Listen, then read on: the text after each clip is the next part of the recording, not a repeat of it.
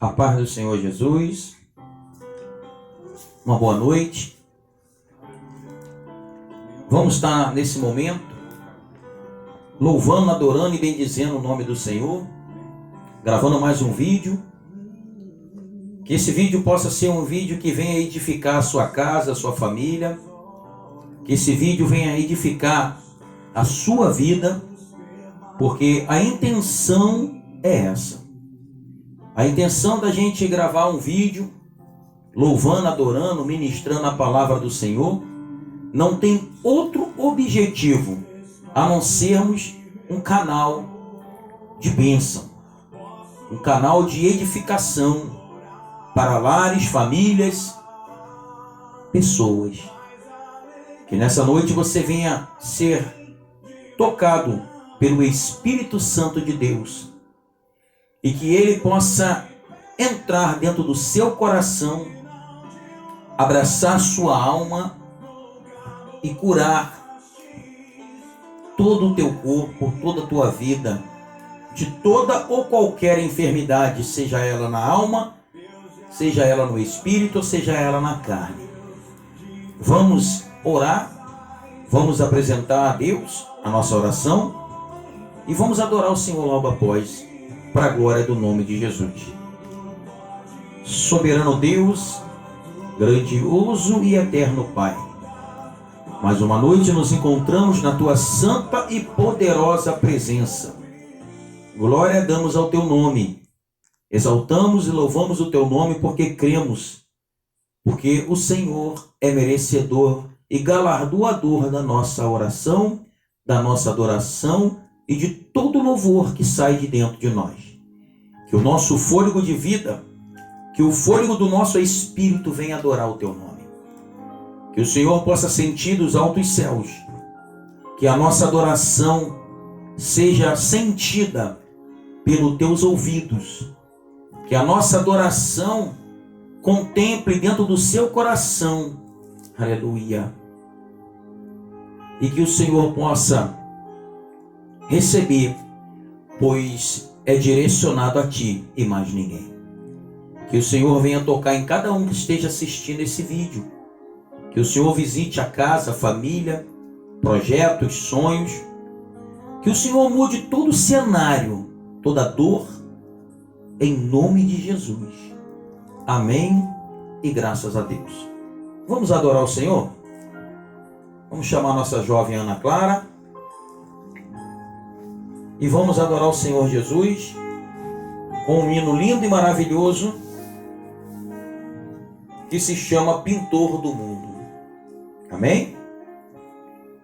Vamos adorar a Deus. Aleluia. Glória a Deus. Aleluia. Não? Louvado seja o nome do Senhor.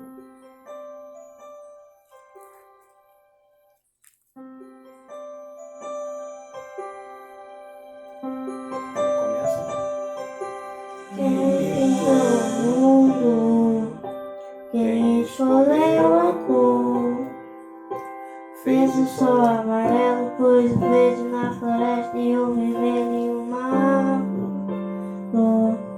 Quem pintou o mundo, quem escolheu os tons, fez a noite escura, desenhou a clara lua, misturando o que era bom. O maior pintor do mundo está pintando a minha história, que ela não tinha cor. A cruz foi o pincel autor. O maior pintor do mundo está pintando a minha história. Ele assinou na obra que sou eu. Na assinatura está escrito Deus. Aleluia. Louvado e exaltado seja o Teu nome, Senhor. Glorificado seja o Teu nome. Quem pintou o mundo, Quem escolheu o tom fez o sol amarelo, pôs o verde na floresta e o vermelho em uma flor. Quem pintou o mundo, quem escolheu os tons, fez a noite escura, desenhou a clara lua, misturando carvão. O maior de todo mundo está pintando a minha história. E ela não tinha cor, a cruz foi o pincel da cor. O maior pintor do mundo está pintando a minha história. Ele assinou a obra que sou eu, e na assinatura está escrito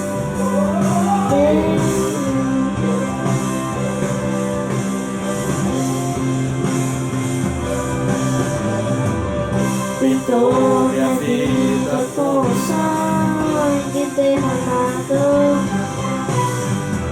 pintou meus vestes com o branco da santidade, pintou meu interior com sua glória.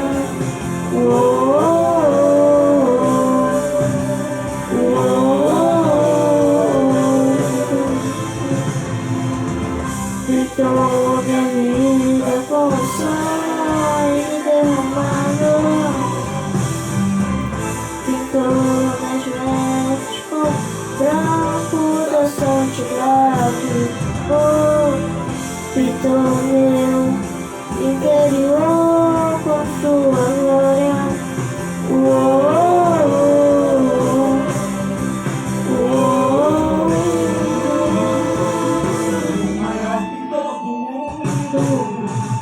Está pintando a minha história,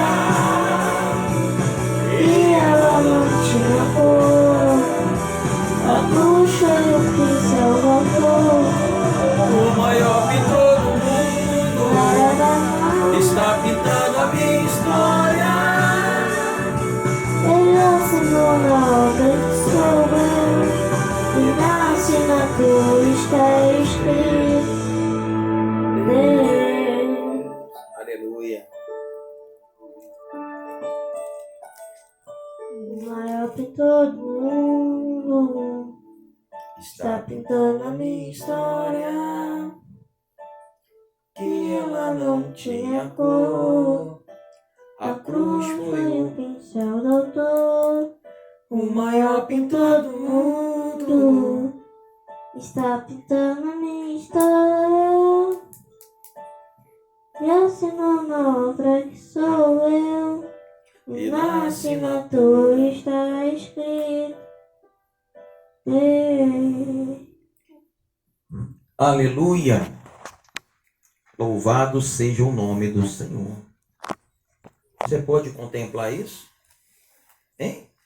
Que o maior pintor do mundo, ele está pintando a nossa história. Hein? Quantos nessa noite estão precisando que o Senhor pinte a sua história? Hein? Quantos nessa noite precisa que o Senhor venha estar pintando a tua história, escrevendo uma nova história, desenhando uma nova história? Quantos nessa noite precisam contemplar o agir de Deus? E esse louvor tem falado muito conosco, porque ele é um louvor que diz que tem um pintor que na cruz do Calvário ele coloriu histórias que estavam em pretos e branco. A cruz do Calvário, ela deu cor, ela devolveu vida, ela devolveu a alegria, ela deu rumo, direção a cruz do Calvário, tantos mistérios foram feitos na cruz do Calvário. Às vezes a pessoa vê uma cruz que simboliza aonde Jesus se entregou, e de tanto ver ela já ficou uma coisa natural, mas não é natural. Toda vez que a gente olhar para a cruz, nós temos que enxergar isso, que aquele momento da cruz foi um momento, e está sendo até hoje um momento muito importante. É um momento que deu direção novamente para o perdido, é um momento que resgatou o que estava morto, deu vida ao que estava morto, coloriu o que estava escuro, pintou o que estava em preto e branco, deu luz ao que estava escuro. A cruz do Calvário, ela tem o antes da cruz e o depois da cruz. Tanto é que o calendário é AC e DC. Antes de Jesus, de Cristo, e depois de Cristo, ali da cruz. Que nós possamos entender isso. Que aquela cruz veio para dar vida, e vida com abundância. Aquela cruz, ela veio para dar esperança de dias melhores. E como é que nós enxergamos a cruz? Como é que eu enxergo a cruz hoje? Como é que você enxerga o projeto chamado Cruz do Calvário? O projeto que, sem dúvida, mais importante da humanidade foi a cruz. A humanidade era uma antes da cruz, e a humanidade passou a ser outra depois da cruz.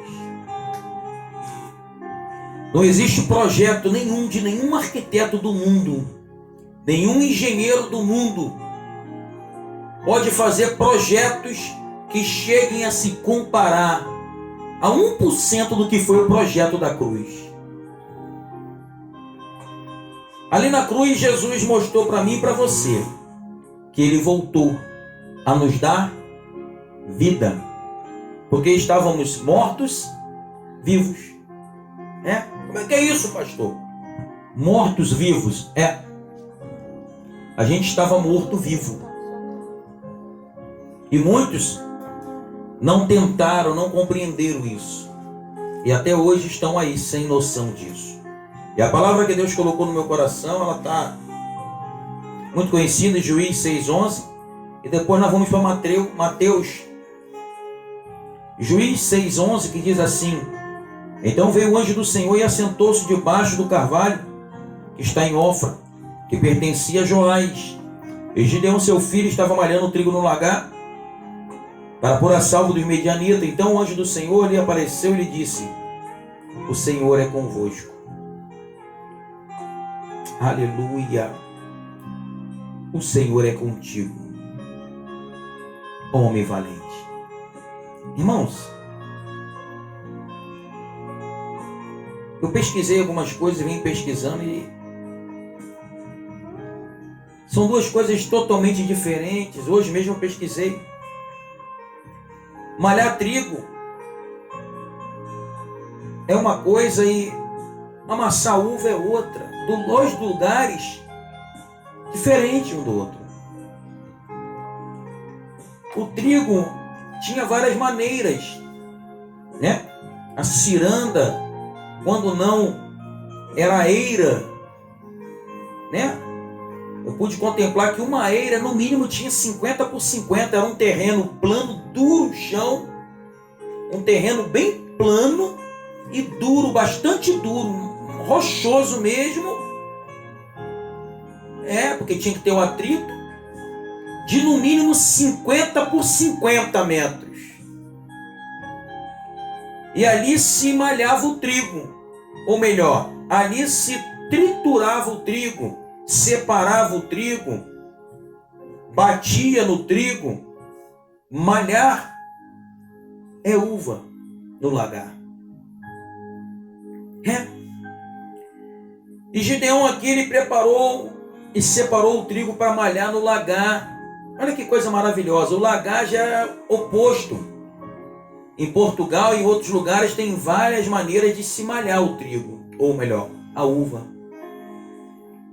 E alguns lagares eram feitos em lugares fundos, né? Muitas das vezes escuro, estreito ao ponto de você amassar ali e escorrer aquela uva e ir embora. E malhando o trigo no lagar, Gideão chamou a atenção de Deus. Gideão chamou a atenção de Deus porque estava fazendo algo em lugar impróprio. Para pôr a sua família a salvo, Gideão estava fazendo algo em um lugar impróprio. Muito impróprio para poder fazer, que não era aquele lugar que deveria ser feito. O trigo, se tritura ele, se separa ele da palha, como foi falado. Não é eirado. Num lugar plano, muitas das vezes num lugar um pouco mais alto, porque tinha que ter, no final de você bater o dia todo ali, ele tinha que ter vento correndo. Tinha que ter bastante vento correndo.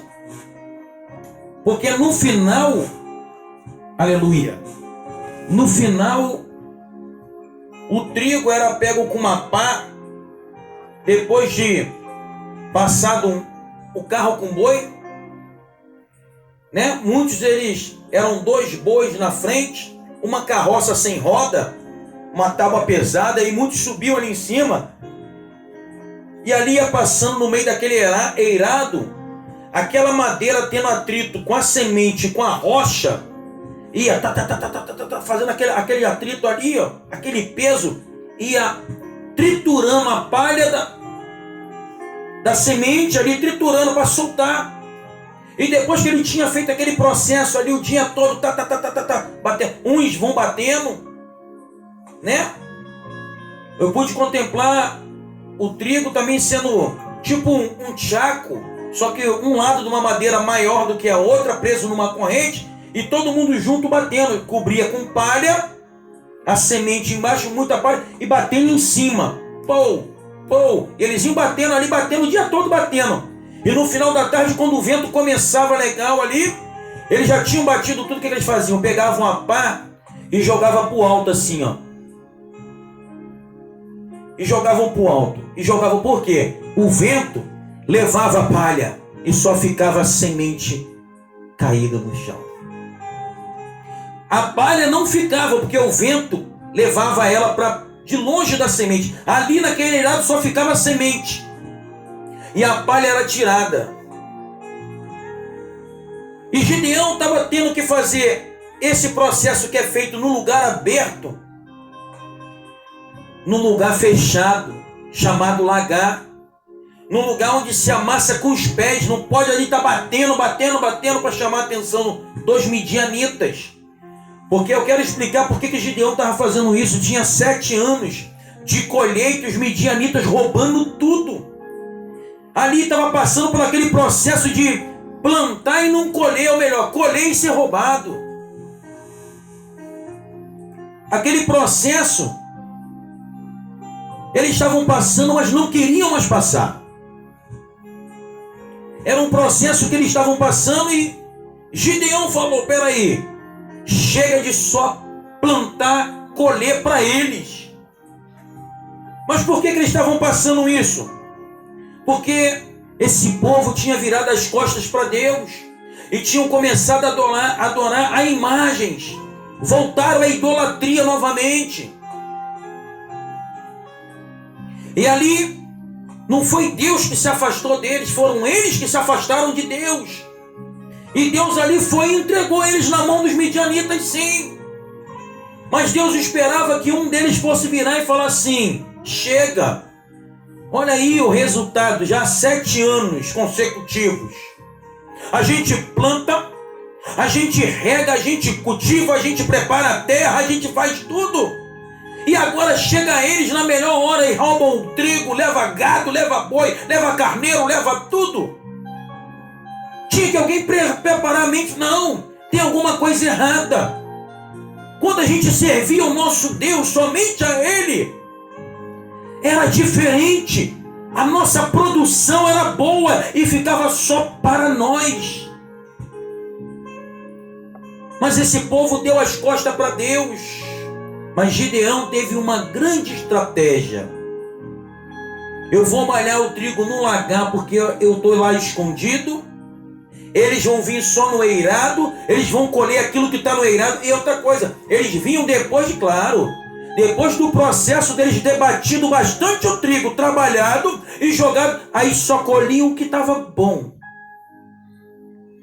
Mas Gideão decidiu, acabou. Eu vou passar um sufoco, mas eu vou pôr o trigo e minha família a salvo. Eu vou pôr o trigo e a minha família a salvo. E ele teve essa estratégia de ir para um lugar impróprio, fazer aquilo que realmente colocaria a sua família a salvo. Talvez Deus vai te colocar em alguns lugares impróprios. Talvez você vai, qualquer dia, de repente, ter que ter uma estratégia que não é comum. Uma estratégia não tão comum no cotidiano do ser humano. No cotidiano do dia a dia, no costume diário seu. E Deus de repente vai levar você para dentro de um lagar realmente. Ou melhor, os olhos dele que não enxerga somente na horizontal, os medianitas enxergavam só na horizontal. Mas para ver Gideão tinha que ter olhos horizontais e verticais. E Deus viu que Gideão estava ali escondido, no lugar impróprio, com uma semente duríssima, trabalhando de repente 5, 6 vezes mais duro do que se fosse lá no eirado. Porque no eirado já era duro separar a palha do trigo. No lagar, o sacrifício, a investida, a determinação tinha que ser muito maior. Ei, de repente Deus vai exigir de você uma determinação maior,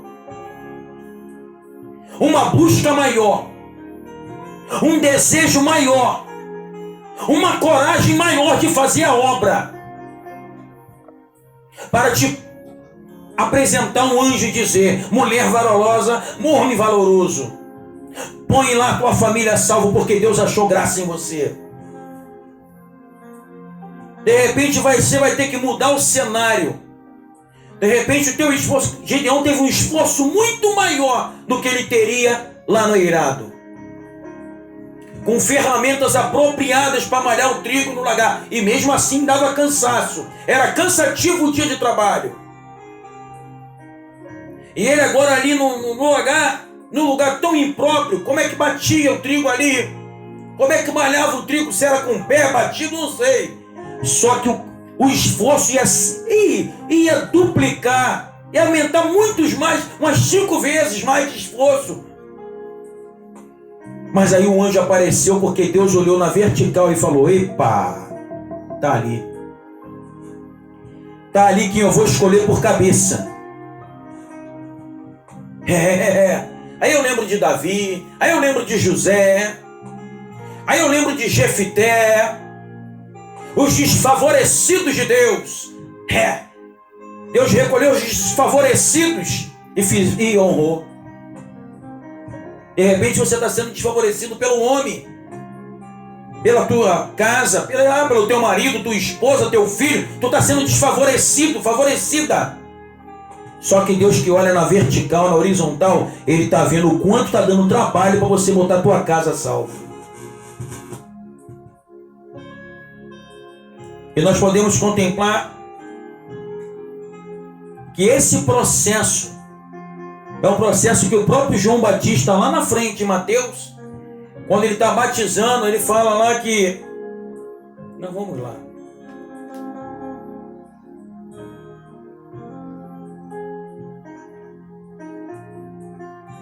Mateus 3.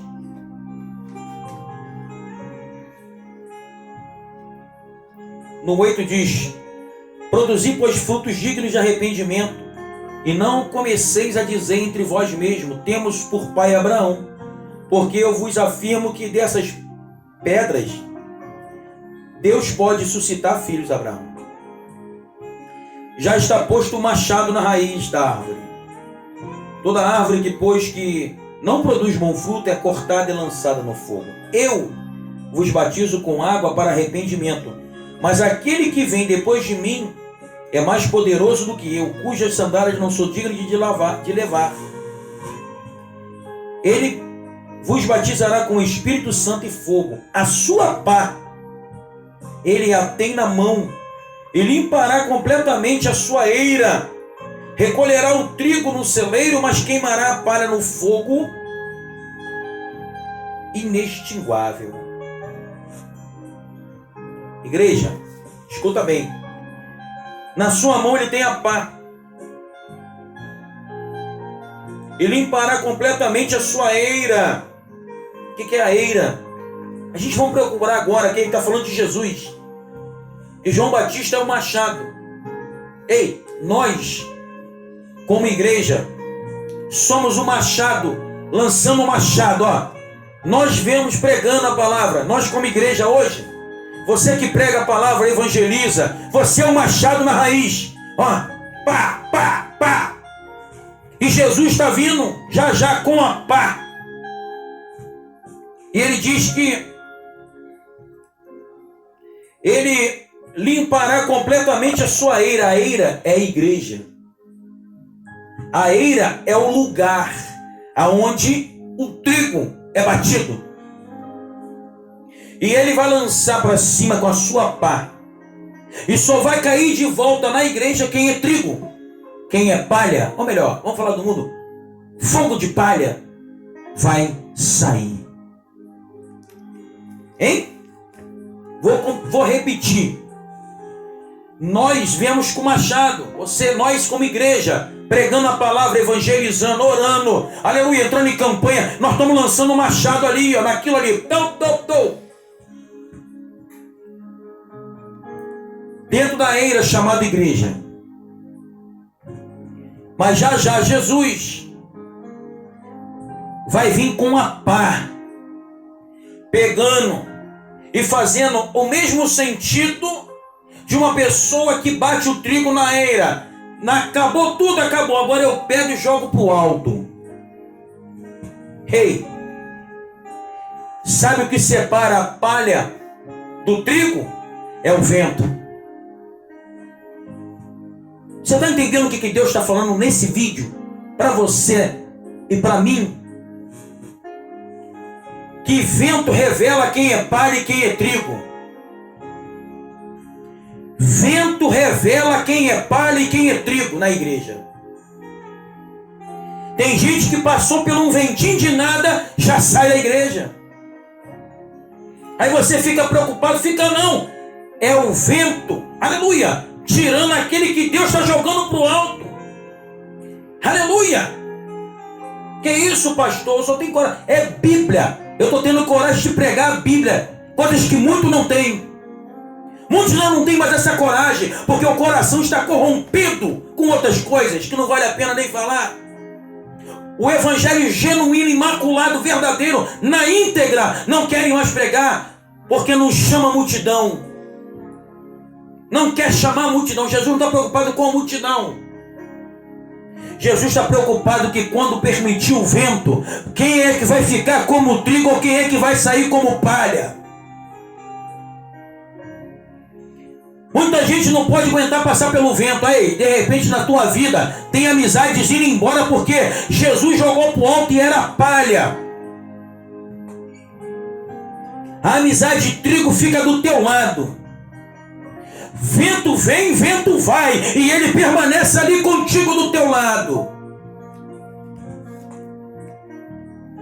Muitas das vezes Deus está fazendo separações de amizade, separação da igreja. Ele diz aqui, ó, e Jesus vai vir com a pá, o mesmo processo que é feito. Ele vai lançar para o alto no eirado. O eirado é a igreja. Ele vai lançar para o alto e a palha vai voar. Sabe por quê? Palha não se planta. Deixa Deus arrancar da tua vida tudo aquilo que tu não vai conseguir plantar mais. Tem gente que quer render a palha junto com o trigo. Palha nada mais aproveita, a não ser para queimar. Acabou?